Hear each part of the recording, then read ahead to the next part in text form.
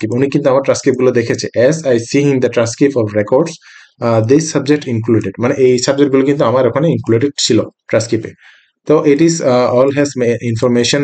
Hello বন্ধুরা, আশা করি সবাই ভালো আছেন। সবাইকে আমার চ্যানেলে স্বাগতম।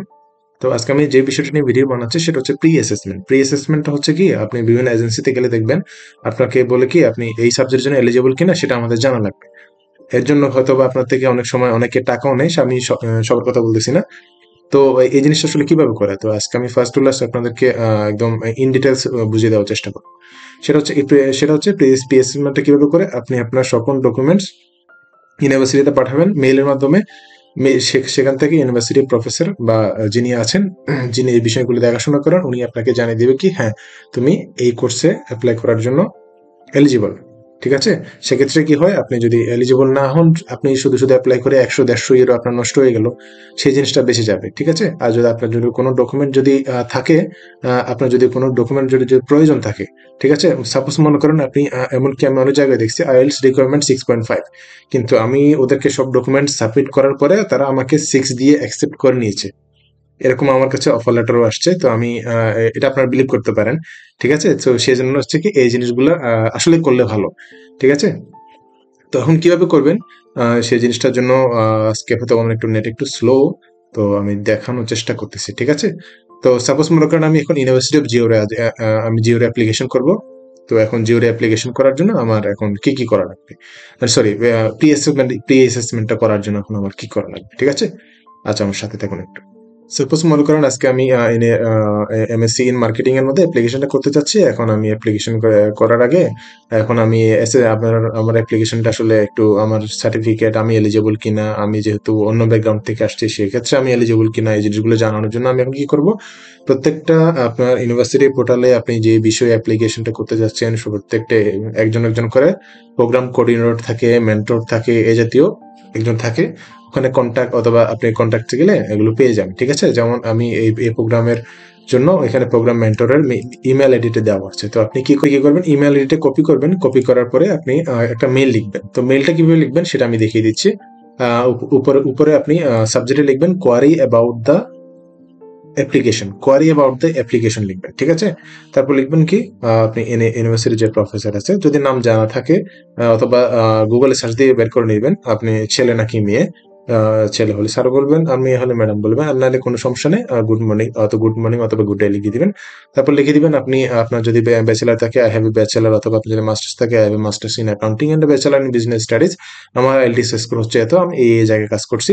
এখন আমি আপনার বিশ্ববিদ্যালয়ে I want to apply for the masters in marketing MSc program and am I eligible to apply for this programme.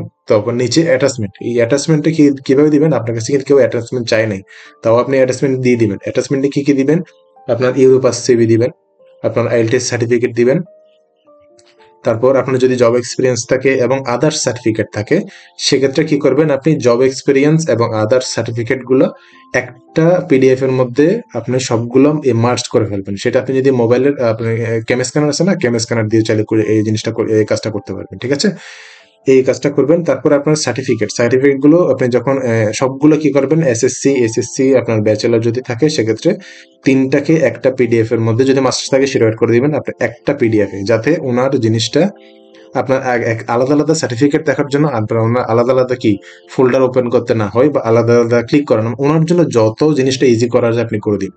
ঠিক আছে, আপনার ট্রান্সক্রিপ্ট গুলো সেম ভাবে একটা পিডিএফ এর মধ্যে সবগুলা আপনি অ্যাড করে দিবেন। ঠিক আছে, আর আপনার যদি যত কোর্স আছে সবগুলোর কিন্তু সার্টিফিকেট গুলো আপনি ওনাকে দিয়ে দিবেন।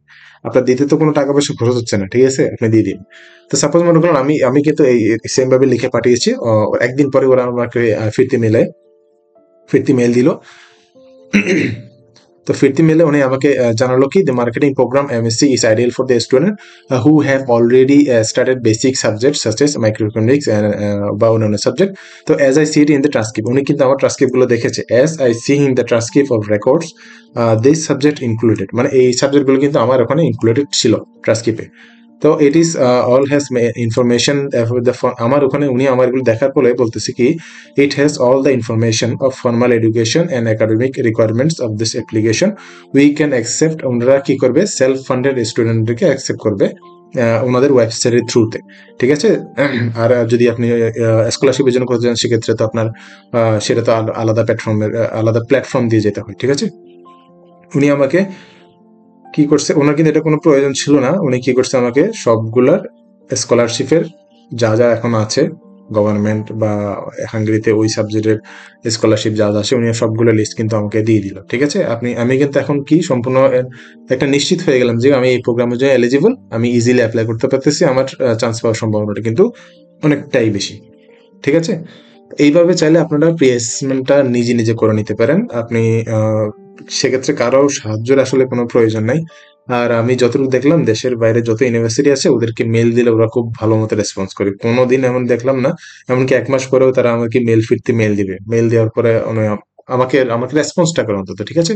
তো এই যে কোনো সমস্যা হলে একটা মেল পাঠিয়ে দিন, এত মেল পাঠাতে এত কোনো দ্বিধাদ্বন্দ্ব বোধ করিয়েন না। তো আমি চেষ্টা করলাম আপনাদেরকে, তো আমি আমার লাইভ একদম রেজাল্ট শো দেখালাম, এই মেল ফর রেজাল্টটা কি কি আসলো সেটাও দেখালাম। তো ভিডিওটা যদি ভালো লাগে একটা লাইক এবং কমেন্ট এবং সাবস্ক্রাইব করতে ভুলবেন না। আর আমি খুবই র ভিডিও বানাই, খুব একটা এডিটিং আসলে করার সময় হয় না বা সময় থাকেও না, তো চেষ্টা করবো আরো ভিডিও দেওয়ার জন্য, সামনে চেষ্টা করবো কি কি ডকুমেন্ট গুলো আপনারা প্রিপেয়ার করবেন এমবেসিতে যাওয়ার আগে, তো আমি ওই ভিডিওটা আপনাদেরকে সামনে দেওয়ার চেষ্টা করবো, ঠিক আছে। তো কোনো যদি কোয়ারি থাকে সেক্ষেত্রে আমাকে অবশ্যই কমেন্টের মধ্যে জানাতে ভুলবেন না। ঠিক আছে, ওকে, বাই বাই।